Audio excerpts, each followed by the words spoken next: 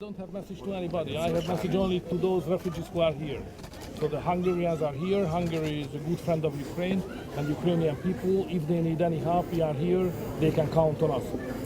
I don't think that the leaders need any message and advice on my side. They are big guys and they know better than me what should be done. What the Hungarian wish is, it's not an advice, not a message. Just a wish from my heart. Peace, please, peace. But you have condemned the Russian invasion already in words. But what more can Hungary do to help Ukraine, a neighboring country?